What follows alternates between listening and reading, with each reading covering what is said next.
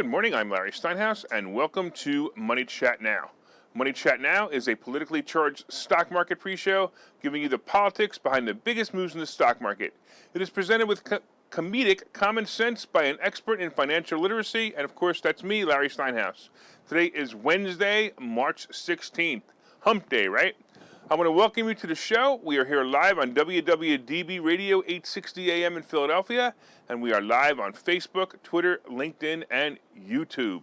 Hey, don't forget, you can find me on Facebook and TikTok and other social media by searching Larry Steinhouse. Also, look up Truth Social. I'm there as well. Just a reminder, if you're watching online, hit that like button, hit that share button, and don't forget to subscribe to the YouTube channel as long as it's still there. And like the Money Chat Now page on Facebook. And of course, you can comment live during the show on YouTube, Facebook, LinkedIn, and Twitter. And please say hi so I know you're watching. Hey, look at that. I got a whole bunch of people already online. I want to say hello to Mick and Ken and Moshe and Jose and Joe. Thanks so much, guys. I totally appreciate you guys. And don't forget to leave your comments. Don't forget to share. And by the way, if you're commenting from a group that's not the Money Chat Now fan page, your name may not show up on my dashboard, so please go to the Money Chat Now page and comment there so I can recognize you. Of course, Money Chat Now is brought to you by Investor Schooling, and you can attend a complimentary class this Thursday, that's tomorrow, by going to investorschooling.com, and there you will learn about real estate investing and stock options trading from those who do it every day. By the way, if you ever want to know about stock options, tomorrow's the day. We're going to be teaching something major about stock options. So if you haven't gone, you need to go. All right, on today's show, we're going to be discussing the future update. We're going to be talking about Biden sending money to Ukraine. We're going to be talking about COVID again. We're going to be talking about gas tax breaks, daylight savings, and, of course, cyber attacks. All right, let's do it. Let's talk about what's going on, man. Yesterday was a hidden surprise. Hey, it actually makes you feel that you have faith in the stock market again. The Dow did so well that it closed up over 600 points. Whoa. So what caused this Christmas in March? Well, I've been saying it all the time, right? Oil prices moved down just like I predicted. If you remember, I predicted last week's show. Remember on Friday we had a caller call and I told him exactly what was going to happen, and sure enough it did. Now we have to wait for the second part of that prediction when gas prices go below $4 and Biden takes credit for it. Just wait for it, wait and see. He didn't take the blame for it going up, but he's going to take credit for it going below $4. You watch.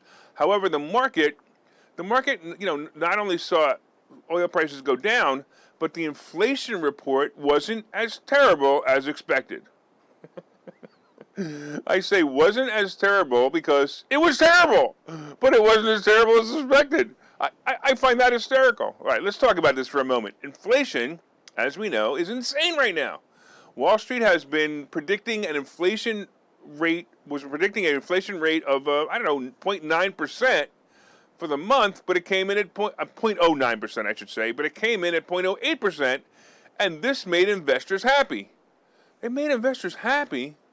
First of all, you should understand that what the producer price index really is. The producer price index is simply the rate of rise in prices that manufacturers charge from the previous period. So this means that the producers of goods raised their prices on average about 0.08% from the previous month. This number also included food, energy, and trade services. So when you remove those, it was really only 0.02%, in other words. It appears that gas prices were the leading cause of the PPI increase. Now that makes sense. That's actually something to be happy about, and that's why Wall Street cheered yesterday. And when you take out the gas increases, it appears that the inflation may be slowing down. I know, but what about the crazy gas prices? Well, as you're seeing, the oil per barrel price is dropping, and that means that gas prices should follow very soon. That's of course unless, the greedy oil companies decide they want to milk this a little longer. How can you know, or how do you know if they're going to milk it a little bit longer? Well, here's how you're going to find out. Ask Nancy Pelosi to show you her stock portfolio, and if she sold the oil companies already, gas will go down. If she's still holding them, well, it'll be like when she held Moderna's stock through the scamdemic. So if she's still holding them, it's going to go up. Another thing that may be happening in the market is, of course, my dead zone theory may be right on target here. Listen, If you've been listening to the show, I've been predicting that March 15th would be the end of the downturn and things would start to improve as we head out of the dead zone. Right? So if you don't know what the dead zone is, you need to come to investor schooling and let me explain it to you, because I'm going to teach you this is one of the greatest things ever, is a dead zone. It's one of my best theories I created when I teach about the market. We'll also see what today brings, because we're expecting to hear from the Fed today on their interest rate decisions, and Wall Street and Main Street is predicting a quarter-point rise in interest rate. Anything higher is going to send shockwaves to the market, and it'll be ugly, so hold on to your seatbelt for this announcement today. By the way, an interesting report was also released yesterday about the possibility of a recession this year because of the rise in inflation and the corresponding rise in interest rates. According to a survey by forecasters, whoever they are, the average probability, this is so funny, the average probability of recession is now 33%, up 10% from January's prediction. Don't panic, this is just a few smart people close to finances who make these predictions, and frankly, I'm not worried about a recession this year. Honestly, possibly next year, but definitely not this year. By the way, the average for this survey is usually about 25% anyway, so it's kind of just a survey that's for fun and not for real. It's kind of like me saying there's a 40% chance it's going to rain today. Either way, I'm right. So let's just not worry about it at all. It's not something that you need to worry about. It's kind of silly. All right, let's take a look at the futures and what's going on today. Woohoo! The Dow is up 350 points. The S&P is up almost 51, and the Nasdaq is up 239. Wow, that's pretty awesome. All right, cool.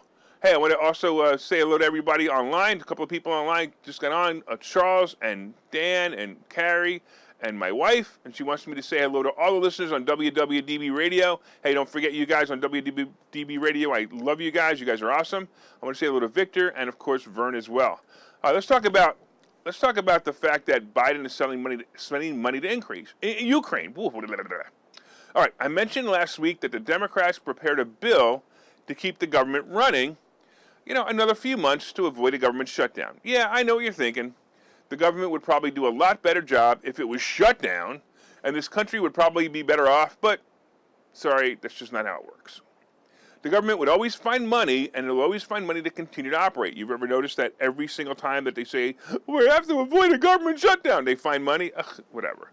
And they'll continue to operate, even if they have to pull it out of your cold, dead hands, which if some of you remember, Bill Clinton did in, I think it was 1993, when he actually took more money from estates that were already settled in the form of a retroactive tax.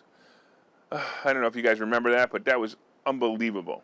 Dead people, he retaxed dead people. It was bizarre. But anyway, that's not what this is all about. The bill Biden signed does not have retroactive taxes in it. However, it is $13.5 million or $billion in aid going to Ukraine. Yeah, going to Ukraine, right? So that's basically this.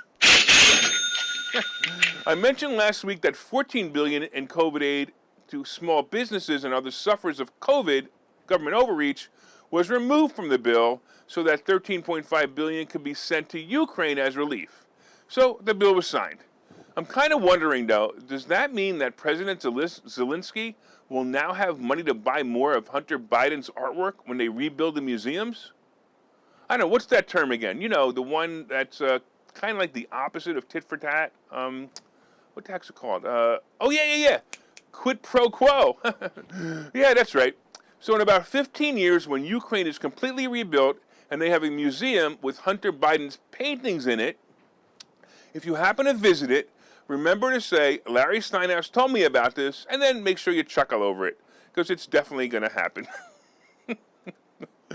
Let's talk about COVID again. All right, apparently the war is almost over. How do I know? It's pretty obvious because I'm seeing more and more articles appearing and reappearing about COVID. All right, check this out. I wrote this yesterday, but I want to say it anyway. I didn't correct it on purpose, and I'm going to talk about it. Did you hear that both Barack Obama and Jill Biden have tested positive for COVID? Huh. What do you think that means? No, not that. Don't go to the gutter with this information. First of all, Obama is clearly in love with Michelle, And Jill Biden has been living with a racist too long and probably, really likes to change the president's diapers.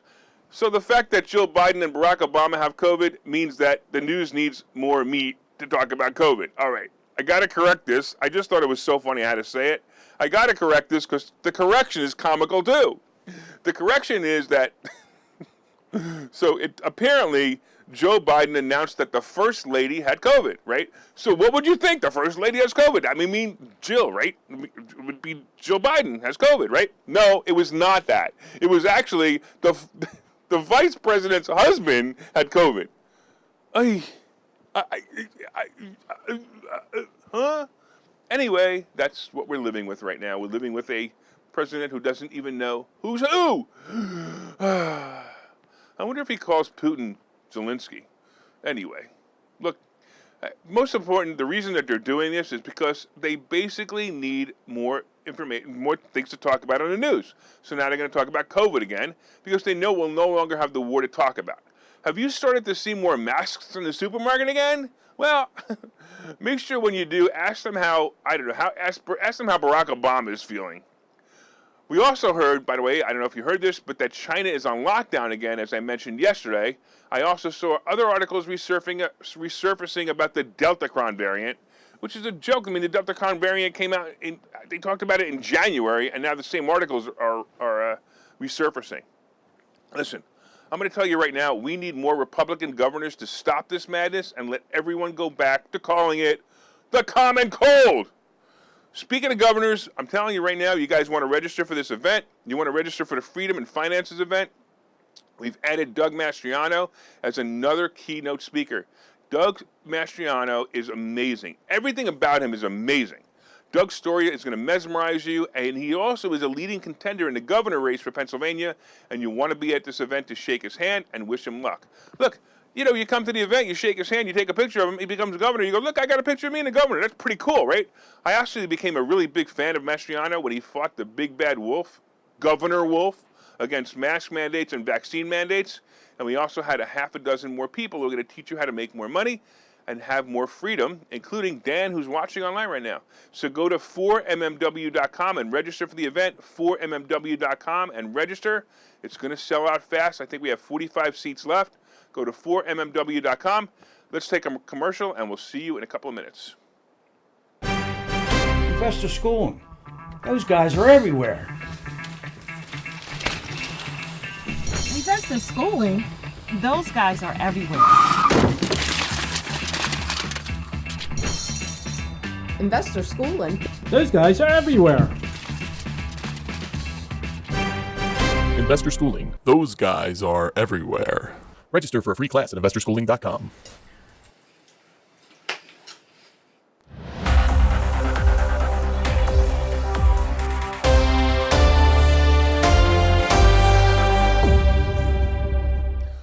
All right, welcome back to Money Chat Now. I'm your host, Larry Steinhouse. And of course, if you'd like more information on investor schooling, you can go to investorschooling.com or call 866-424-2829, 866-424-2829. Of course, I want to thank all your listeners on WWDB Radio 860 AM in Philadelphia. And if you're watching online, please hit that share button. I want to say hello to a couple other people online. I want to say hello to Carrie and Jill. I think that's everybody. If I missed you, my apologies. But don't forget to hit that like button. Hit that share button. Come on, everybody hit that share button. The share button is right underneath the video to the right. Click the share button and just click share on my timeline. That's all you need to do. It's very simple. So far, we've been discussing, of course, the futures update, and the Dow is on fire right now. Up 378 points, the S&P is up 54, and the NASDAQ is up 249. We talked about the fact that pretty soon you're going to see Hunter Biden pictures in Ukraine, paintings in Ukraine museums when they rebuild it, because Biden just sent them money. We talked about COVID coming back. We talked about, and of course, coming up, we have gas tax breaks, daylight savings, and cyber attacks. All right, don't forget, we also have the today's picks and plays. Make sure that you hit that share button, like I said, because you definitely got to share this information. Come on now, and let me know what you think of the show. All right, let's get into the second half. Let's talk about gas tax prices.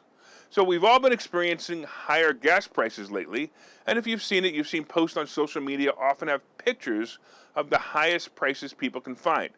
You know, we've seen gas prices shoot up almost $1 in the past 2 weeks, And the liberals, I got to tell you, I find this absolutely amazing. The liberals, of course, are blaming Putin for the fact that the gas prices are going up. You know, it can't possibly be brain-dead Biden's fault, can it? The arguments I get into Facebook, I just can't believe it. It makes me laugh how dumb these liberals are. Anyway, several states are considering dropping the tax per gallon charge on gas, you know, so that you can, you know, help them make gas more affordable. So first you should know that there are two taxes that you pay per gallon when you fill up. The first is a federal tax and the other is a local state tax. So some others may also be charging a local county tax or a sales tax as well, but let's address the two biggest taxes on gasoline, the Fed and the state. Apparently, if you're living in Pennsylvania, currently it has the highest gas tax charge of any state, 58 cents per gallon. 58 cents, unbelievable, followed by Rhode Island with 35 cents a gallon. Wow, that's a big spread. And if you add the federal gas tax of 18.3 cents per gallon, it's 71.3 cents per gallon of gas in Pennsylvania. That's just the tax. And that's not all.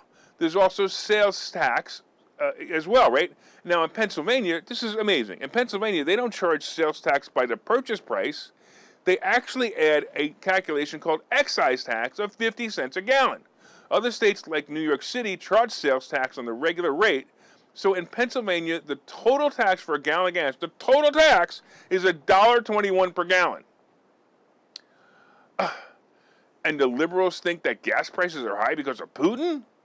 Anyway, the federal government is proposing a cut in the tax till January next year, and several states are considering a cut until May, June, or July of this year, depending on the state. Ohio, who I actually like the idea, they're actually looking to suspend the tax for 5 years. And even New York City is doing something normal. They're considering a bill that caps the tax rate at 25 cents per gallon. All right, you guys ready for my prediction on this? You're never going to hear about this again. There's no way the government is going to give up their free money. It's too easy, and everyone needs gas to do just about anything. By the way, do you know what happens to this tax if you buy an electric vehicle? Got you thinking about that, didn't I?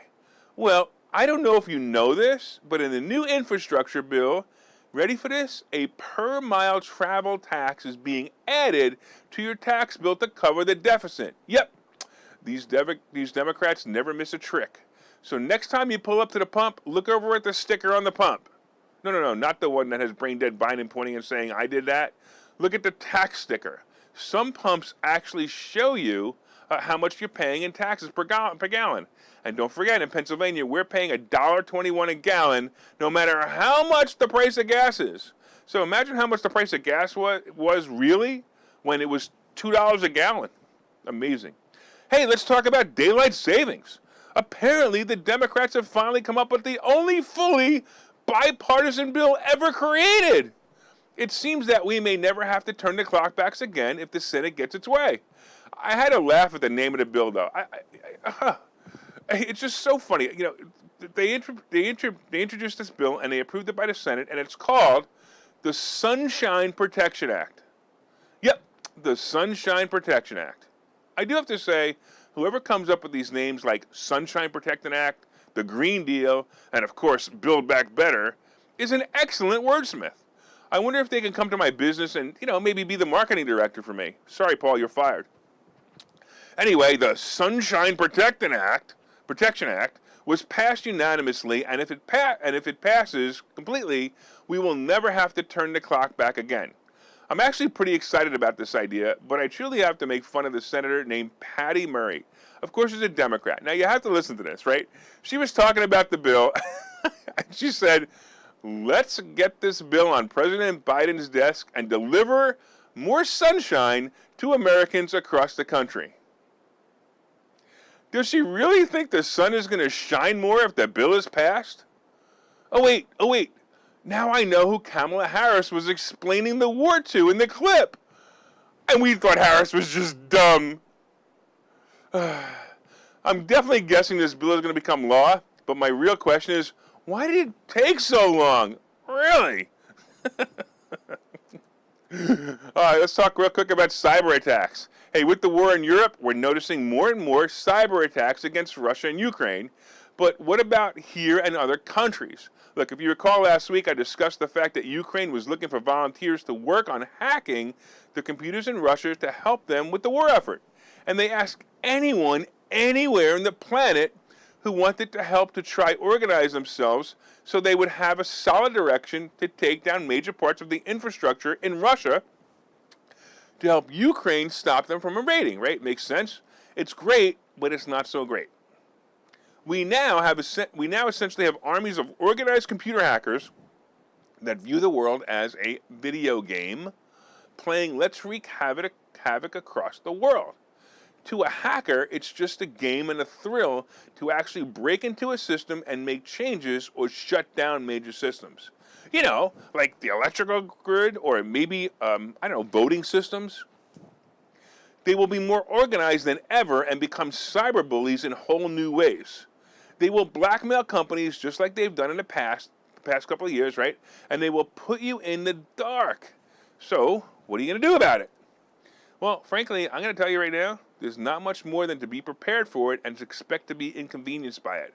One thing you can do, of course, is change your passwords often. I'm still trying to not to use password as my password anymore, but I honestly can't remember any other one. So for now, I'm just going to keep using it. Oh, just kidding. I just realized I shouldn't tell you. Don't try to hack me with password as my password. It won't work. Well, at least maybe after a few minutes after the show, it'll stop working, but it won't work. It won't work. All right, but getting back to the hackers, I expect a major hack on the electrical and or internet grid to come in the near future. I'm telling you now, my suggestion has been and always has been and will be, make sure you have cash, yes, real cash, silver and or gold, and also be prepared with other things like food supply, water supply, just in case it lasts a few weeks. What's the worst that happens? You have some silver and cash lying around? Big deal. Of course, guns and ammo will also come in handy, and that's always fun to have too, so you can go shooting in the shooting range if you want.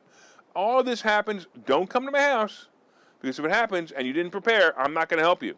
It's every man, every woman, and every child for themselves at that point. Oh yeah, and when the lights come back on, make sure that you own real estate, because that's when the next price increase is going to come fast. You want to find out how to learn get all the great money hacks? I teach you. Why don't you pre-order my new book called Money Hacks? It's going to teach you how to save more money, make more money, pay less taxes, and I even discussed the scenario I just mentioned. So please pre-order Money Hacks wherever books are sold. Hey, we're going to take a break, and we will see you in a couple of seconds. Okay, so you've thought about investing in real estate, houses, apartment buildings, properties, but don't really know where to start? Well, what if you could very easily learn how to gain strategies to use other people's money to buy and sell houses in the Philadelphia area? If you could learn and network with successful area real estate investors and how to produce monthly income on rental properties without headaches, that place is Investor Schooling. With Investor Schooling, you'll learn from two Philadelphia area rockstar real estate investors, Phil Falcone and Larry Steinhouse, about how to buy and sell properties the easy way and teach you basic and advanced techniques to help you make money in real estate. You can attend Investor Schooling in person or online visual classes 8 times a month. You can and will learn how to make money in real estate. Call for free information and get a complimentary pass to one of these classes. But don't delay, as these complimentary passes are limited. Call the number on your screen now or visit investorschooling.com. investorschooling.com.